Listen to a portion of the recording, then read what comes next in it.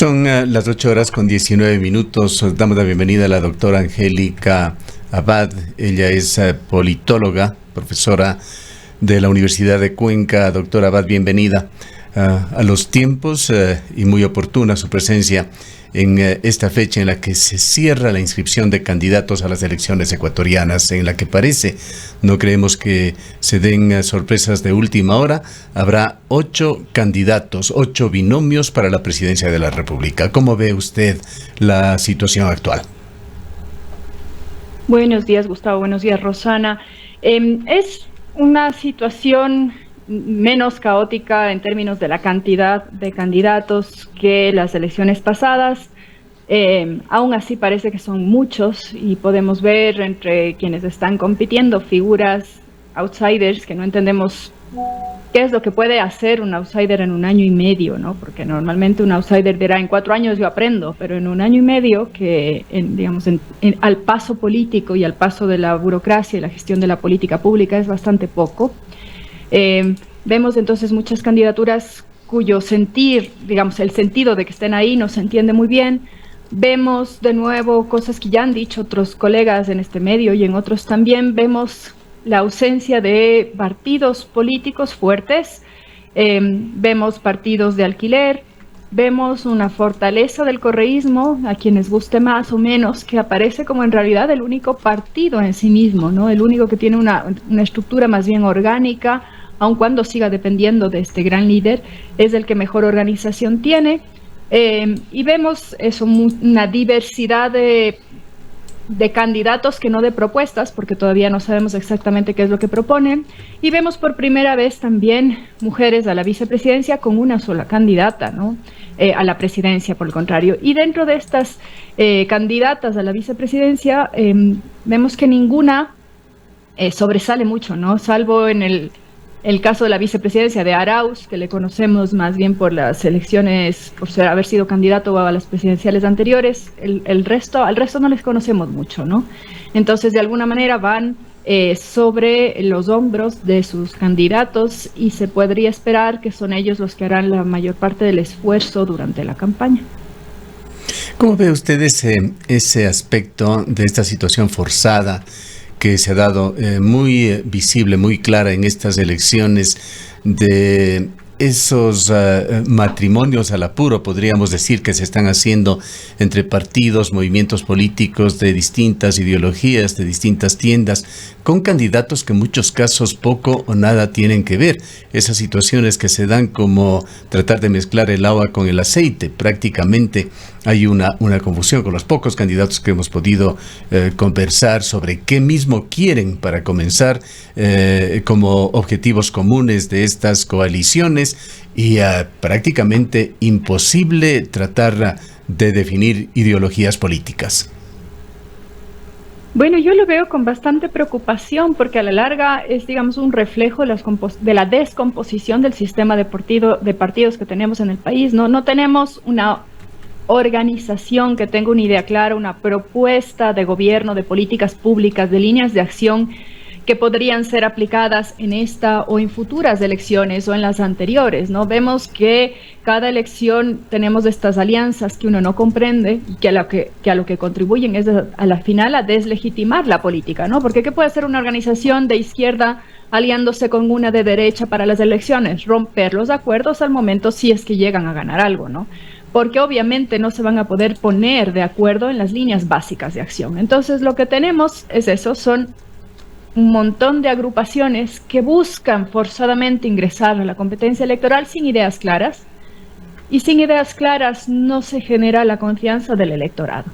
Y por eso esos altos niveles de indecisión en donde el más favorecido es el único partido, si se quiere, que tiene una propuesta orgánica, que es el de correísmo. ¿Qué importancia tiene para usted el tema ideológico, que más allá de esos documentos, esos folletitos que trabajan los partidos políticos que se organizan y que obligadamente tienen también que enviarlo al Consejo Nacional Electoral. Estas ideologías tendríamos que entenderlas como ese conjunto de ideas que modelan nuestra realidad, que modelan al ser humano, que modelan incluso nuestra dimensión cultural. Y para un político, esas ideas tienen que señalar un camino hacia dónde va a conducir su gobierno, si va a ser un gobierno humanista, cómo va a manejar su economía, una economía liberal, una economía cerrada, manejada en forma o con una visión estatal, qué decisiones tomar en cuanto a un equilibrio social, qué definiciones tomar en cuanto al camino que debe seguir un país en cuanto se refiere a su matriz productiva, etcétera, etcétera.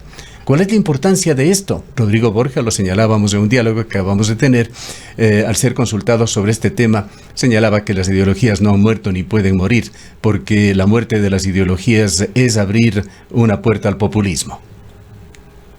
Yo estoy de acuerdo en parte, solo que para mí el populismo es una ideología de corte blando, ¿no? Las ideologías son efectivamente irrenunciables porque son el conjunto de ideas y de creencias políticas que tenemos las personas. Y claro, a veces se piensa que son la izquierda y la derecha, pero en realidad hay muchas más. Y la posición ideológica en un individuo no solo está en izquierda y derecha, sino está, digamos, es multidimensional. Por ejemplo, la posición entre el liberal y conservador en términos de derechos, o entre la posición de intervención o no de la economía, sobre cuál debe ser el papel o no del Estado. Bueno, hay muchas cosas más allá de nuestra visión tradicional de lo que es la izquierda y la derecha que también son ideológicas y por supuesto son irrenunciables, porque incluso el decir yo no adopto una posición en este eje implica tomar una posición, ¿no? Yo qué sé, un anarquista dice yo no adopto posición en el eje izquierda-derecha y es anarquista y tiene una ideología y tiene una visión sobre cómo debe funcionar el Estado y cómo deben funcionar las cosas. Entonces son irrenunciables y por eso yo siempre digo, y no me canso de repetir, el candidato que me diga que es apolítico me está mintiendo y yo no debería confiar en ese candidato, porque si es que dice que es apolítico, quizás lo que me dice es que no ha estudiado lo suficiente y no es lo suficientemente consciente como para saber por dónde quiere lanzar las principales líneas o ejes de acción de un gobierno. Ahora, dicho esto, ya entre paréntesis, para las elecciones que se nos vienen, unas elecciones de 1 año y medio, va a resultar muy complicado poner en marcha cualquier modelo, sobre todo en términos económicos, que pudiera orientar una política de izquierdas o de derechas, ¿no? Porque en 1 año y medio, francamente, no van a poder hacer mucho. Angélica, en este contexto, justo conversábamos con Gustavo en medio de la pausa y decíamos que es toda una mezcla, todos están con todos y en todos los espacios. Vemos un candidato que está apoyando o un político que está apoyando a un candidato a la presidencia de la República de una tendencia, pero es su mismo movimiento en los espacios locales, en los territorios, está apoyando a otras alianzas que en otros momentos están apoyando a otros candidatos.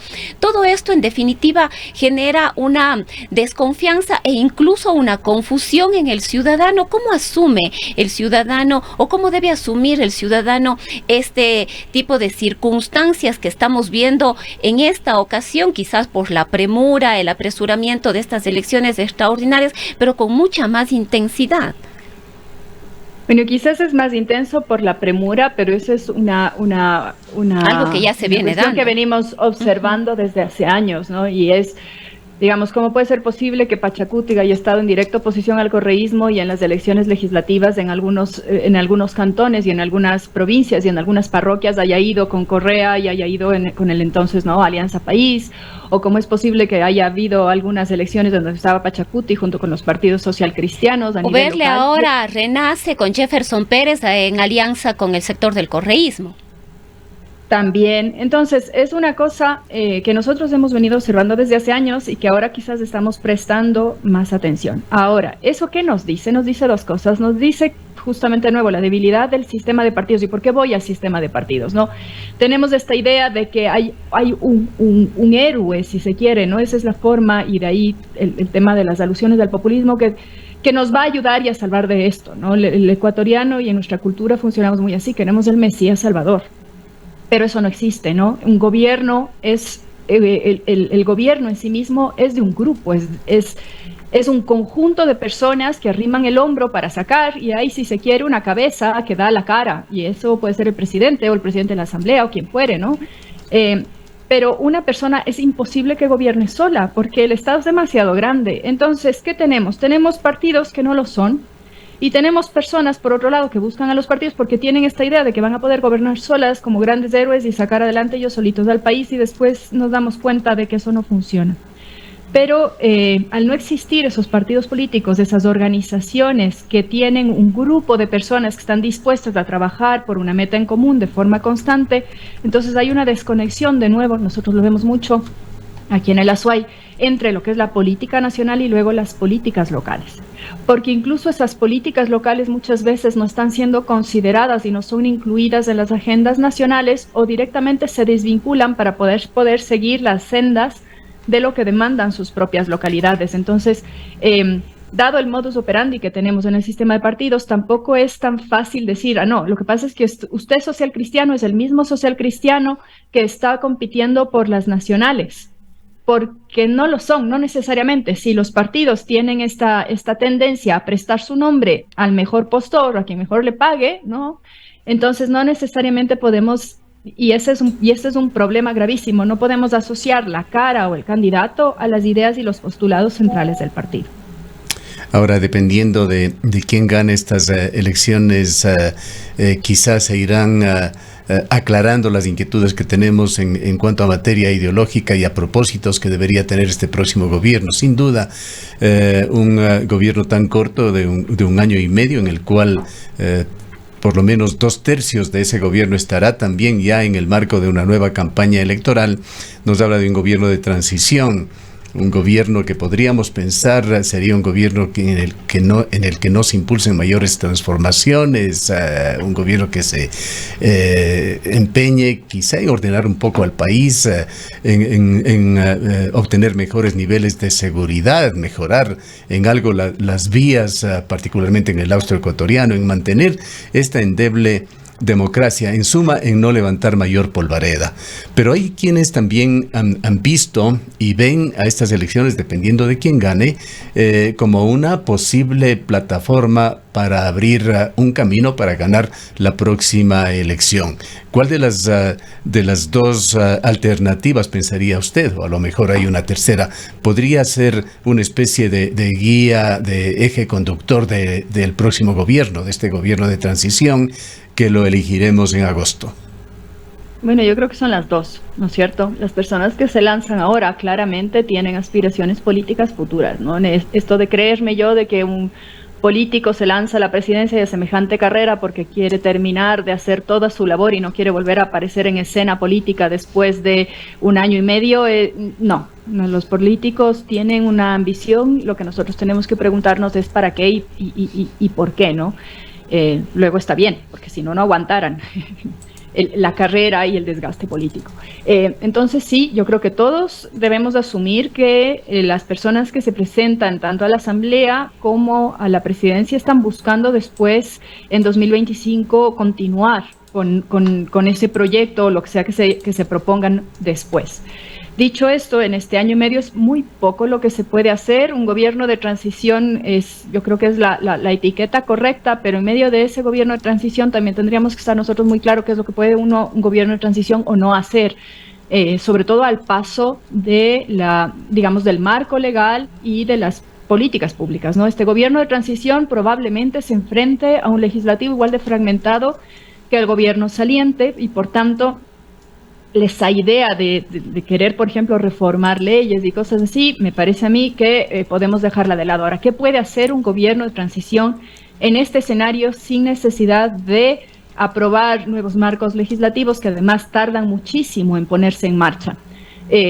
Podría generar o mejorar procesos, podría transparentar cifras, podría terminar, ¿no? O empezar a ejecutar obras que están en cola difícilmente. Yo le veo, lamentablemente, Gustavo, no veo aquí que un gobierno de transición pueda solucionar el tema vial, porque no se va a poner en ello, no se va, poner en marcha toda la maquinaria del Estado que implica de nuevo los estudios, de nuevo el portal de compras públicas, de nuevo los concursos, de nuevo buscar el presupuesto, después la asignación de presupuesto, después la contratación de obra para poner, ya se nos acabó el año y medio, no lo hicimos. Entonces, a lo sumo podemos tener un gobierno que ponga en marcha las cosas que ya están aprobadas y que ha faltado de ejecutarse. No me parece que en un año y medio dé para mucho más.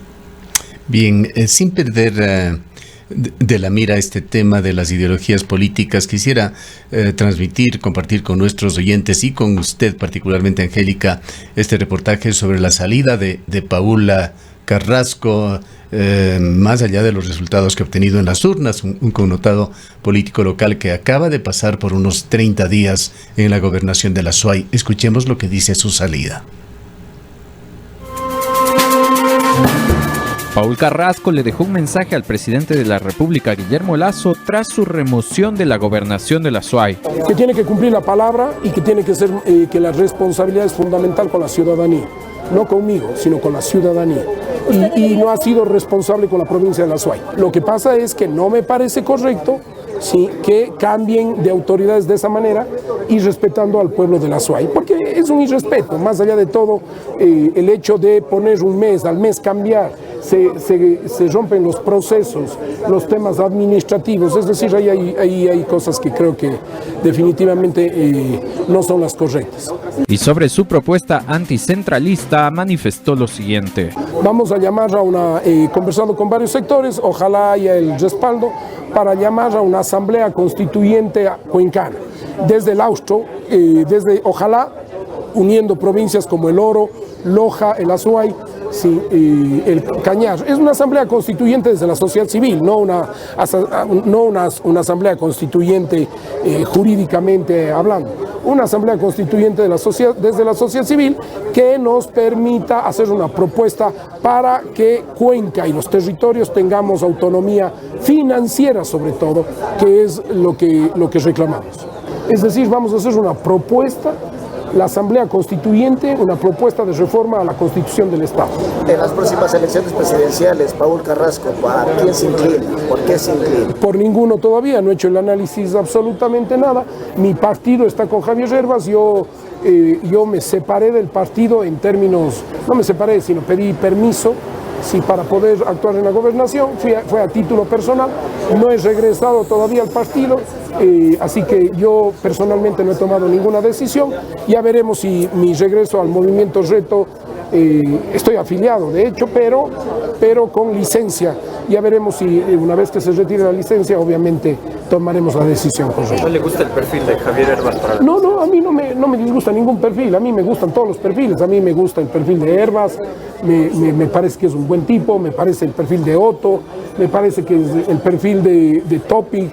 Todos aquellos que tienen ganas de hacer las cosas por la gente, me parece bien, no es que no me disgusta, sí, todos, incluido el de Yacu Pérez, que no hizo una buena administración en la prefectura, pero ya tomaré la decisión en su momento correcto. Yo, para aceptar la gobernación, llegué a un acuerdo con el presidente para terminar el proceso, sí, y yo no he decidido si quiero apoyar a Javier Herbas.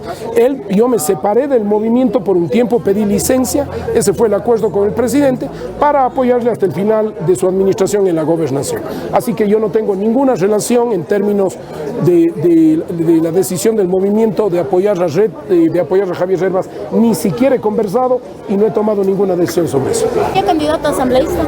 No. Este es el reporte de Jorge Isaac Peña para el noticiario de Antena 1. Antes de escuchar su análisis de qué le dice estas declaraciones a Angélica, simplemente refrescar. Paula Carrasco ha pasado por varias representaciones públicas aquí en la provincia de la SUAY, la última la gobernación en el marco del gobierno de Guillermo Lasso. Ha creado, si no me equivoco, por lo menos 3 partidos o movimientos políticos. Participa Podemos, Reto, que actualmente ha acogido a Javier Herbas, y ha realizado un sinnúmero de coaliciones. Sus orígenes tempranos fueron en Izquierda Democrática, pero ha llegado a ser coaliciones, acuerdos incluso con el Partido Social Cristiano, con Jaime Nebot. ¿Qué nos puede decir usted sobre esto? Bueno, hay varias lecturas en torno a Carrasco, ¿no? Primero, efectivamente es un político profesional, si se quiere, de larga trayectoria. Nos puede gustar más o menos lo que ha hecho en términos de sus movidas para poder permanecer o acceder a puestos de representación, creando partidos y todo eso, pero es un político con bastante experiencia y sobre todo conoce a profundidad y desde distintos ángulos el austro en general. Dicho esto, me parece a mí que la remoción de Carrasco junto con los cambios de ministros habla muy mal del presidente Lasso, ¿no? Es decir, usted tiene 6 meses más en el gobierno, más o menos, ¿para qué hace eso? O sea, ¿cuál es el fin de cambiar una autoridad cuando uno ya está con un pie afuera?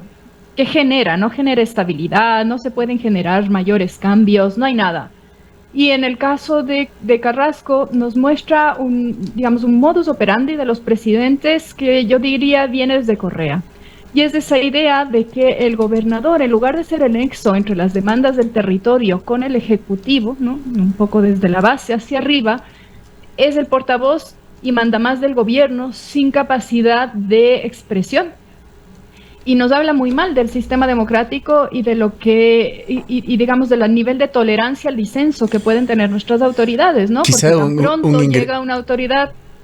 Diga usted. Quizá un ingrediente más para este mismo análisis que está haciendo. No olvidemos que Esteban Bernal, otro político muy contemporáneo en su carrera con Paul Carrasco, es actualmente el director nacional de Creo y uno de los ministros que se ha mostrado firme, es decir, estable en el gobierno de Lasso.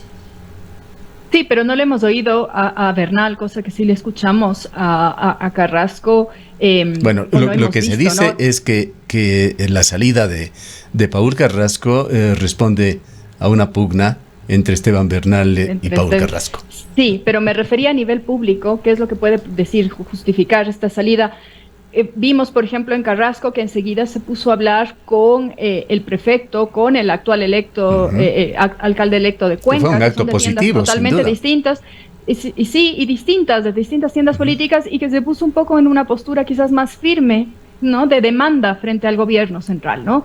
Y del otro lado tenemos a Bernal, si queremos comparar a Bernal, que se ha mantenido firme a Lasso, ¿no es cierto? Entonces, digamos, las posturas en las que juegan ahí, ese tira de afloja, nos dice mucho sobre qué espera el gobierno central de sus autoridades. Y a mí me da mucha pena ver eso, ¿no? Que tan pronto yo tengo una figura crítica que más o menos está dispuesto a decirme las cosas a la cara, lo que me gusta y lo que no, opto por el otro lado, ¿no? Entonces, eso por un lado. Después, Carrasco también es famoso por hacer ciertas propuestas de corte bastante demagógico, diría yo, y que son poco viables, ¿no? Decir que una consulta popular no es una consulta, digamos, una asamblea constituyente, no es una asamblea constituyente, sino es una asamblea ciudadana, pero si es constituyente, como, ¿qué va a hacer? Va a hacer un cabildo, entonces va a llamar una agrupación, vamos a hacer una cuestión en donde se reúnan demandas ciudadanas, pero eso después tiene que institucionalizarse, ¿no? Tiene que pasar una serie de filtros para que se discuta en la Asamblea Nacional, para ver si se hace una reforma constitucional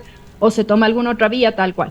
Eso es un poco difícil de lograr con los tiempos que tenemos, pero no solamente eso, sino la otra cara, lo que se propone en términos de autonomía financiera. Bueno, propongamos autonomía financiera, y cuando las principales provincias, que son las principales generadoras del ingreso al fisco, que son las del oriente petrolero, quieran recibir su autonomía financiera, ¿qué hacemos del resto del país?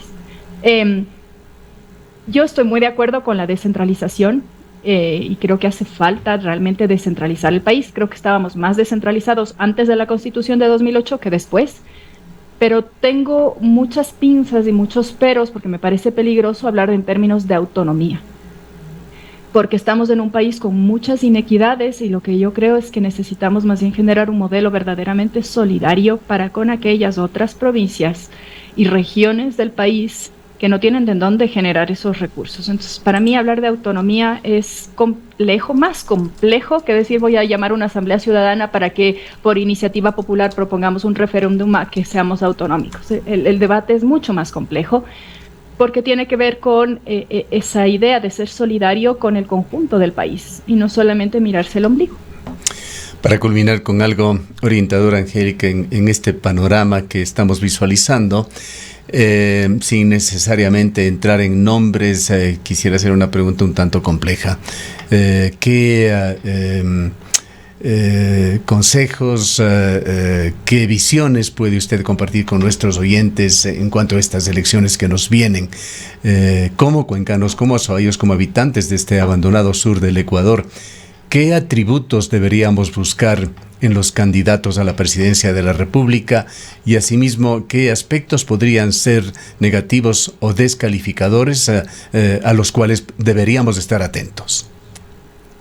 Bueno, son los que siempre repito. Primero, uno tiene que tener cuidado con los yoyos, más todavía con los yoyos todopoderosos salvadores, ¿no? Entonces, ese que dice que yo voy a arreglar todos los problemas del país en 1 año y medio, directamente me está mintiendo.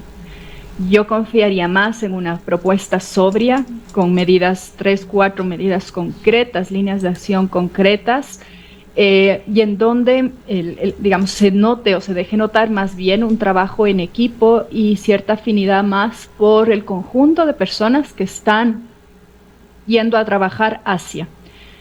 Tampoco perdería de vista las afinidades políticas en términos de si es que yo creo que el Estado debería más preocuparse por la economía o debería preocuparse más por la parte social. Eso me indica a mí una cierta posición económica y tengo que pensar en esa afinidad más allá de otras cosas.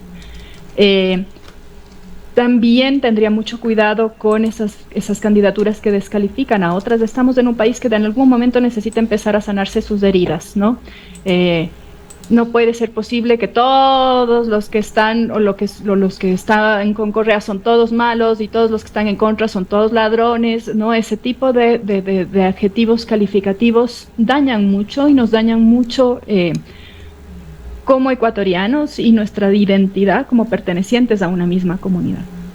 Bien, queremos agradecerle por su presencia en esta mañana, Angélica. A usted, muchas gracias. La doctora Angélica Abad es politóloga de la Universidad de Cuenca. Son las 8:45 minutos.